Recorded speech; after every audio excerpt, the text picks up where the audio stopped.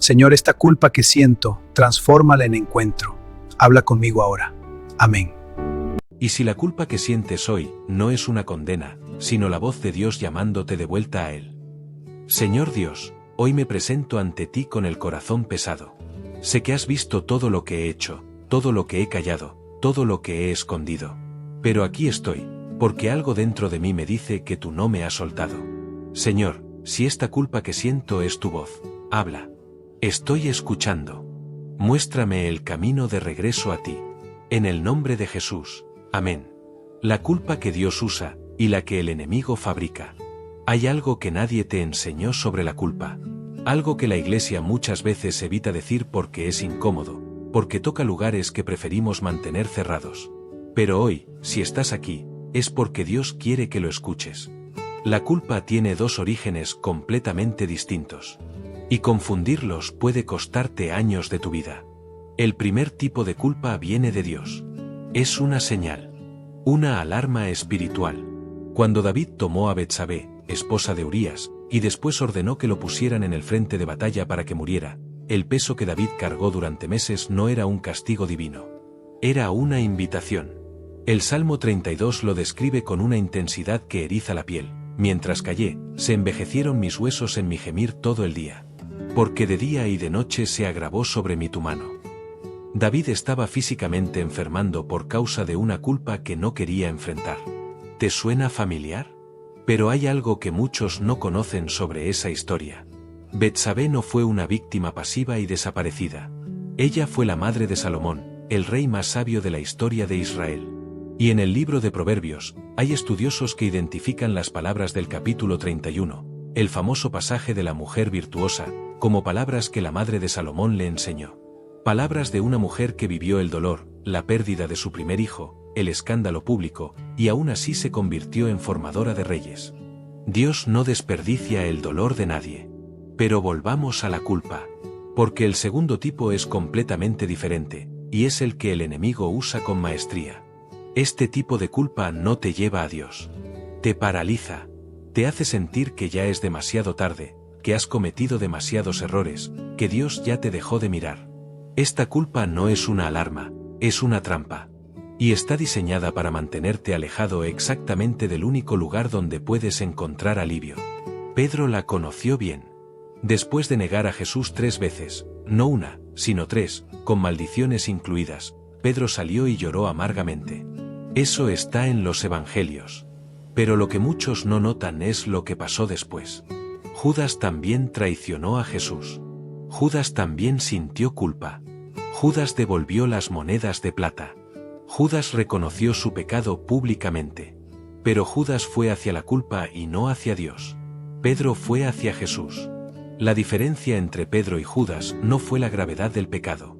Fue la dirección que tomaron con su dolor. ¿Y tú? ¿Hacia dónde estás caminando con tu culpa hoy? Hay algo más que necesitas saber, y es probablemente lo más polémico que vas a escuchar hoy. La Biblia registra que Dios mismo usó la culpa como herramienta de restauración en situaciones que nos incomodan profundamente. El caso de Sansón es uno de los más perturbadores. Aquí hay un hombre que fue llamado por Dios desde antes de nacer, que recibió un don sobrenatural, que tenía una misión clara, y que sistemáticamente tomó decisiones que iban en contra de todo lo que Dios le había ordenado. Se casó con mujeres filisteas. Frecuentó prostitutas. Confió sus secretos más sagrados a alguien que lo vendía por dinero. Y Dios siguió usándolo. Eso es lo que la teología cómoda no quiere tocar. Porque si Dios siguió usando a Sansón a pesar de sus fracasos repetidos, eso significa que tus fracasos no te descalifican automáticamente. Pero también significa algo más incómodo aún, que Dios puede permitir que llegues al punto más bajo de tu vida, encadenado, ciego, humillado públicamente, para que finalmente, vuelvas a Él con todo tu corazón. La última oración de Sansón no fue glamorosa. No fue un discurso teológico. Fue un hombre destruido que clamó: Señor Dios, acuérdate ahora de mí. Y Dios escuchó. La culpa que sientes hoy puede ser exactamente eso. El momento en que Dios está esperando que digas esas mismas palabras. No con teología perfecta. No con la vida ordenada. Solo con honestidad total. Pero antes de llegar a la segunda parte, necesito que entiendas algo que puede cambiar completamente tu relación con este sentimiento que cargas. La culpa genuina, la que viene del Espíritu Santo, siempre apunta hacia una salida. Siempre. El profeta Isaías lo dijo de una manera que todavía hoy impacta. Venid luego, dice el Señor, y estemos a cuenta. Si vuestros pecados fueren como la grana, como la nieve serán emblanquecidos. Eso no es un verso de decoración de pared. Es una invitación activa de Dios para sentarse contigo, revisar todo lo que has hecho y blanquearlo. No borrarlo como si no hubiera pasado. Blanquearlo. Transformarlo. Convertirlo en algo que no tiene poder sobre ti. La culpa que te trajo hasta aquí hoy no es tu enemiga. Puede ser el comienzo de la conversación más importante que tendrás con Dios en toda tu vida. Lo que la Biblia dice sobre la culpa que nadie quiere leer. Existe una historia en la Biblia que la mayoría de los predicadores evitan con cuidado. No porque no esté ahí, está, con nombres, fechas y detalles perturbadores, sino porque obliga a hacerse preguntas que no tienen respuestas fáciles. Y hoy vamos a entrar en esa historia, porque dentro de ella está escondida una de las verdades más poderosas sobre la culpa, la restauración y la misericordia de Dios. El rey Manasés. Si buscas en la Biblia un candidato para el peor pecador de la historia de Israel, Manasés gana sin competencia. El segundo libro de Reyes dedica un capítulo entero a listar sus crímenes espirituales con una precisión que incomoda. Reconstruyó todos los altares paganos que su padre Ezequías había destruido. Practicó adivinación. Consultó a espíritus. Puso ídolos dentro del templo de Dios, el mismo templo que Salomón construyó con la presencia divina. Y esto, además derramó Manasés mucha sangre inocente en gran manera, hasta llenar a Jerusalén de extremo a extremo. El texto dice que sus crímenes superaron a los de las naciones paganas que Dios había expulsado de la tierra prometida. Y aquí viene lo que hace que esta historia sea tan difícil de procesar. Dios lo restauró. No después de una penitencia perfecta. No después de años de servicio ejemplar. Manasés fue llevado cautivo a Babilonia, encadenado con grillos, y en ese momento de humillación total, de vergüenza absoluta, clamó a Dios. Y el texto dice algo que debería detenernos, y habiendo orado a él, fue atendido. ¿Cómo procesas eso? ¿Cómo reconcilia tu mente que un hombre que derramó sangre inocente, que colocó ídolos en el lugar sagrado, que practicó lo que la Biblia llama abominación en su nivel más alto, fue atendido por Dios en el momento en que oró?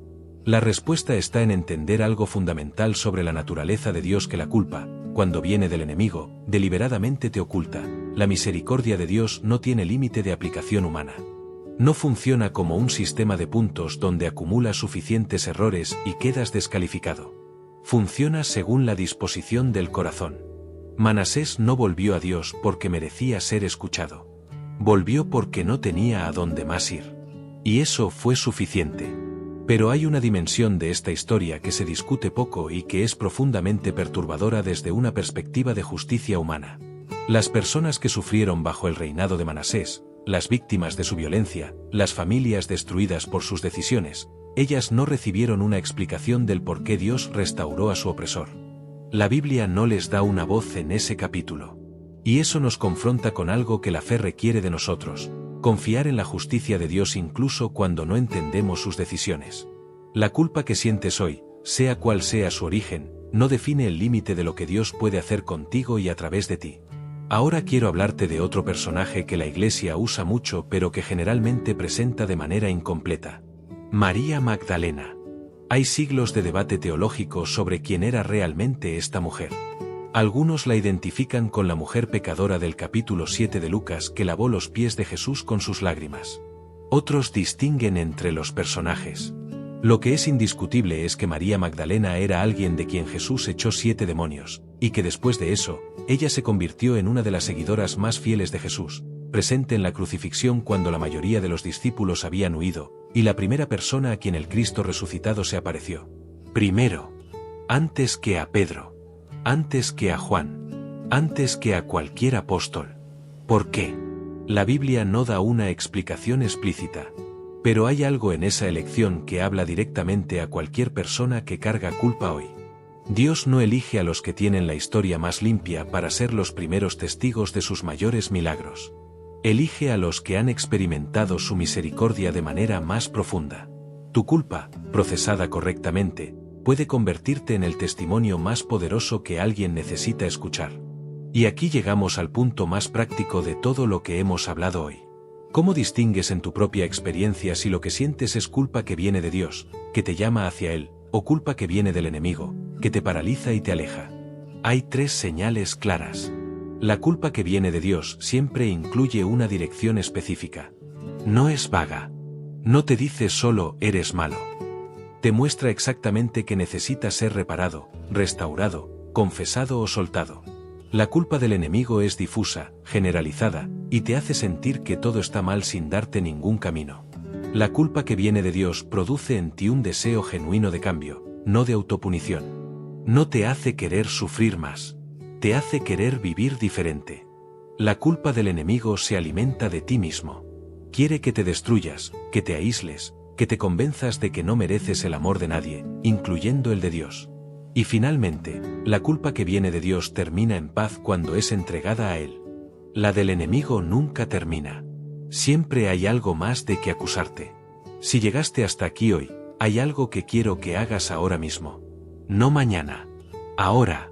Habla con Dios exactamente desde donde estás. Con las palabras exactas que tienes.